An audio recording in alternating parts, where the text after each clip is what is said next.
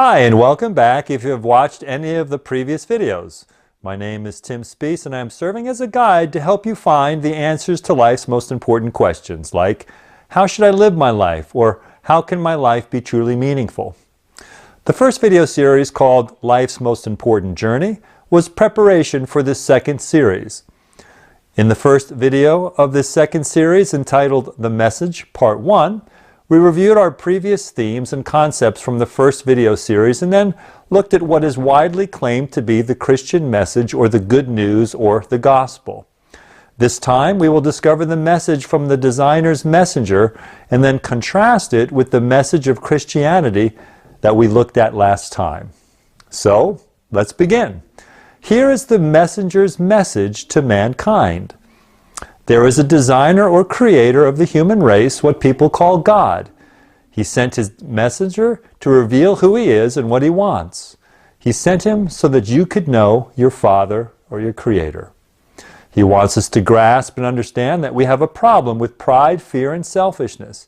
He didn't cause these things in humans, but this was the risk associated with his design. He designed us as reasoning, autonomous, sentient beings who have a free will to choose what to believe and what to do with the life he gives us. He wants us to love him and each other and care for each other, and without a free choice, love would be meaningless. However, our pride, fear, and selfishness prevents love and his truth from guiding our life. We are not neutral beings, or stated another way, we have a predisposition to do what is wrong as he defines that. People hurt each other in billions of ways each day. People are eager to contend with, bicker with, take from, fight, use, harm, and hurt each other. The pride, fear, and selfishness trap people and cause us to be in metaphysical or spiritual darkness. That is why the designer sent his messenger to be the light for our souls and the light of the world for mankind, to offer life to all who will receive him. The designer or creator wants you to think of him as a caring father, a father who both knows what is best for you as well as wants what is best for you. However, you will not be able to see him in that way if you remain in pride. You have got to meet him halfway. You need to stop ignoring him and pretending he does not exist, for starters. You need to stop thinking that religion accurately represents him. You need to stop throwing the baby, the messenger, out with the bathwater, religion in his name. You need to stop ignoring his messenger and making up things or adopting others' beliefs in order to justify your ignoring him, or the bad things you say or do to others, or the good things you don't do for others. If you are involved with Bible or Christian religion, you must turn away from that which is false and shallow and instead turn to that which is true and meaningful. Away from ritual and empty facts and emotional hits, and instead practice loving and caring for each other and caring about what is true and right in all aspects of our lives. What is amazing is that your Father is not angry with you. At times disappointed in you, yes. At times sad about the things you do or say that hurt him, others, and yourself, yes. Sorry to see you waste your life or throw the life away he has given you, yes.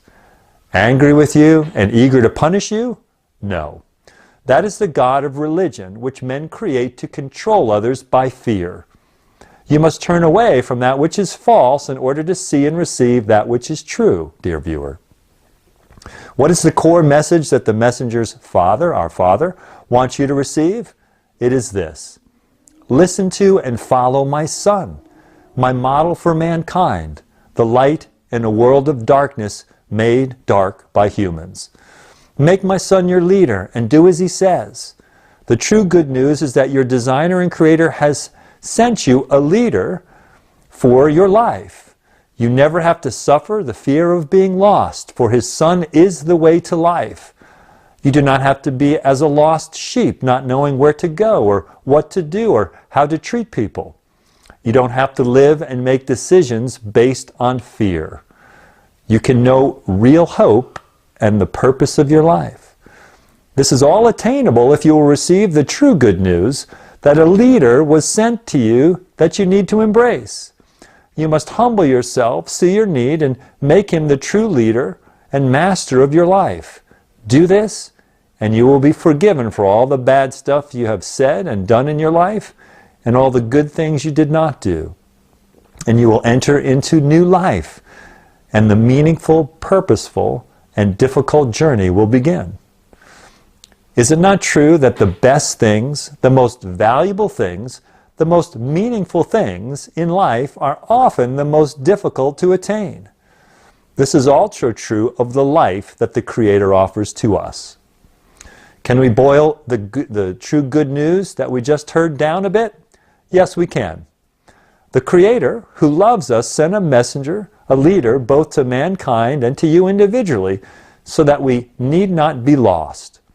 Turn away from our pride, fear, and selfishness, a difficult thing to do, and actually trust in or have faith in the one who called Himself the light of the world. If you make Him your leader, and thus you do as He says, it will be difficult to follow Him. You will be rejected and disliked and hated and suffer persecution from those who choose not to listen to Him. You will need to learn how to lose your life in this world. But if you do choose to follow Him, you will begin to truly live and find His life. You will be forgiven. You will be born from above and start a new life. You will become a new person of real love and a person who truly cares about what is true and right. You will change. You will become a light in the world yourself, and you will enter into eternal life, and you will be heading towards your Father, towards being with a Father who loves you more than you can possibly know. Can we boil the message down even further? Yeah, we can. A Creator of the human race exists, and He sent His Son as His messenger to convey what He wants. If a person makes that messenger their leader, and thus believes and does what He says, then they leave the darkness of being lost, enter into the light of His life and truth, and they begin a difficult but meaningful journey. If they continue to submit to the messenger as their leader throughout their life, they will realize the difficulty of the journey and the greater fulfillment of eternal life when their body dies and they meet their Creator and their Father. This, dear viewer, is the good news of Joshua or Jesus of Nazareth, a message of truth, love, purpose, hope, and life, all possible through faith in His person. Please allow me to repeat the real and true meaning from the Creator's messenger. A Creator of the human race exists, and He sent His Son as His messenger to convey what He wants.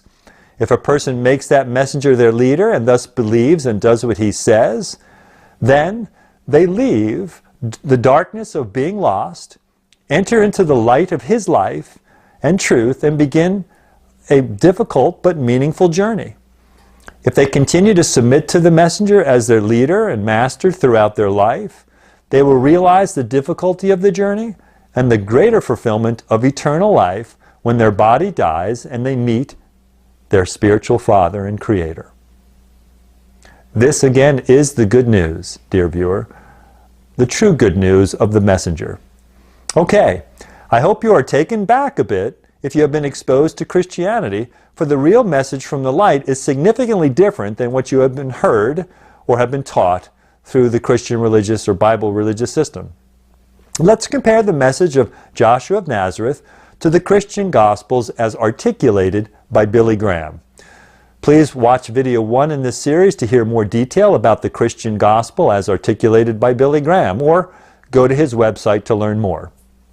The first step of the Christian Gospel was given as, quote, God's purpose, peace, and life, unquote. Like so many of their beliefs, this is a lesser truth which is substituted for the highest truth. God's highest purpose is not that we have peace and life. Rather, God's purpose, highest purpose, which Joshua makes abundantly clear, is that people listen to Him and thus do what is right and love each other. Let me say that again. That people do what is right and love each other. The highest purpose is selfless, that we love others and do what is right when we will be unpopular for doing so. If we try and love others and do what Joshua says is right, we will find his peace along the journey, but we will also find difficulty, rejection, and persecution caused by our choice to follow him. The latter is conveniently left out of the Christian gospel, for difficulty, rejection, and persecution are not very easy to sell. You certainly won't fill up the membership rolls and the money and power associated with that with a message of difficulty and rejection. The Creator's purpose is to have people living the way he knows is best, the way Joshua clearly taught and lived. This will happen when people love him back and listen to Joshua. The life that the Christians often refer to is a misquote from Joshua about abundant life. The Christians have wrongly made that phrase include a materialistically blessed life, quote unquote, which is not what Joshua meant in the context of John 10, where the phrase was taken from. Please read it yourself. So, the first step is wrong.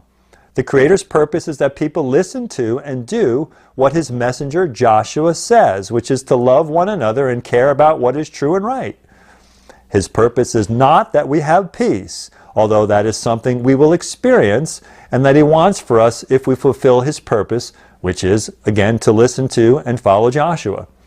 His purpose is not that we enter into life, but we will experience that if we fulfill his purpose, which again is to listen to and follow Joshua. The second step of the Christian gospel was given as, quote, the problem, our separation, unquote. The Biblians and Christians basically say here that if we humans do not live perfectly, we are separated from God. That the angry, vengeful, perfectionist God of the Bible will not forgive or receive us based on our imperfection. That if we sincerely approach him in faith and ask for forgiveness for our bad words and behavior, he will not forgive or receive us unless he receives a sacrifice. This is a false view of God. Joshua does teach that after humans become adults, we do leave the innocence of our youth and enter into a form of spiritual darkness where we justify the bad things we do and say, due to our pride or fear or selfishness. At that point, we have separated ourselves from God, which is entirely our fault. So there is truth in this step, but the most important part, the view of God that causes or his nature makes necessary the separation, is false. The third step of the Christian gospel is given as, quote, God's bridge, the cross, unquote. This part of their gospel has no truth in it whatsoever. The barbaric sacrificial system of the ancient Hebrews is used to justify this religious step. If you want one word to describe what the God of the Biblians want, it would be blood. Yet the Biblians or Christians barely flinch about the fact that they have a bloodthirsty God who even demanded the blood of his beloved and innocent Son. According to the Biblians, God took his innocent, beautiful, obedient Son and had him tortured and killed as a punishment for the wrongdoing of the rest of humanity. This is religion at its ugliest, barbaric, unjust, and patently false, according to the very one they hold up as their God. It is an amazing fact that Joshua of Nazareth nowhere mentions in his teachings regarding the meaning of his death that his death would be a sacrifice to his Father. Please allow me to repeat that incredible fact. It is an amazing fact that Joshua of Nazareth nowhere mentioned in his teachings regarding the meaning of his death that his death would be a sacrifice to his Father. In addressing the meaning of his death, Joshua clearly said that his death represents a ransom, not a sacrifice. Please listen to him. Quote, "For even the Son of Man did not come to be served, but to serve and to give his life a ransom for many." Unquote. Again, Joshua nowhere teaches that his death would be some kind of a sacrifice, let alone that his Father demanded. No, rather, it was a ransom. A ransom is a payment made by a person or persons for the release of another innocent person, which person is being forcibly held against their will. It is a payment demanded by the party who is wrongfully holding the innocent person captive. Joshua elsewhere teaches that each adult on the earth is in a jail cell of their own making, with a jail master who works to have the people believe that they're not actually in a jail cell. Joshua paid the ransom to the jail master, which ransom allows the people to first see that they are in a jail cell, and then opens the door of the cell, allowing them to walk out if they so choose. In contrast to this element of the Christian gospel, Joshua teaches that his Father, the Creator, loves all people, and that all who turn to him in remorse and faith and listen to and do what Joshua says will be received by him as beloved sons and daughters. No blood sacrifice is needed, no punishing the innocent for the guilty, no having to believe weird religious stuff that makes no sense. Rather, just a humble and remorseful heart that turns to our Father and Maker in faith and makes his Son the leader of our life. Joshua did pay a ransom that provides for the opportunity for us to be set free, to live without being ruled by pride, fear, or selfishness. He opened a cell, so to speak, that we are or were in. And due to this work of his, we now have a chance to walk out of the cell and enter into his life. Step 4, the Christian gospel was given as, quote, our response, receive Christ, unquote. Depending upon the Bible or Christian sect that you listen to, and there are thousands, many thousands, this step and phrase is truly unknowable, and therefore meaningless. What exactly does, quote, receive Christ, unquote, mean? Truly, it means nothing. Just empty religious words for the masses to consume and get what they want, a free ticket to heaven. If you listen carefully to those preaching this message, what receive Christ essentially means is to show some emotion at their preaching, believe their message about God, and attend and support a religious organization. This last step is what fills the pews and bank accounts of that which calls itself some version of, quote, the Church of Jesus Christ, unquote. In stark contrast, Joshua has a lot to say about what it takes to be his follower. To sum it up, it would be that to follow him is going to be difficult. To follow him will cause others to reject us and dislike us or even to hate us. To follow him will mean that we need to give up others we care about or who refuse to follow him. To follow him means to no longer pursue what the world considers valuable or important, and instead live for him and love and caring about what is true and right. We need to change to become better human beings. We need to regularly look at ourselves in an honest way and seek to improve ourselves. And this is not easy. These simple truths are significantly different than receive Christ by responding emotionally at some event, believing the religious organization's leaders and doctrine, and becoming a member of that particular religious social club. Okay. So we have heard the true message from the Creator's messenger, and we have taken a brief look at Christianity's substitute or counterfeit for the true message of the Creator's messenger. It is true, the leaders of the great religion of Christianity distort the messenger's message in an effort to make the messenger and his message ineffective. In the place of the simple message of make the messenger your leader, and thus listen to the messenger and do what he says, love one another and care about what is true and do what is right, is the Christian message of believe some doctrine about our Christ, stuff like he died as a sacrifice to appease God's wrath, or that God is three persons in one person, or go to church, submit to your religious leaders, be a decent person compared to bad people, and you'll go to heaven. So, what are you going to do with this information, dear viewer? The more we hear, the more accountable we are for what we do with the information we hear.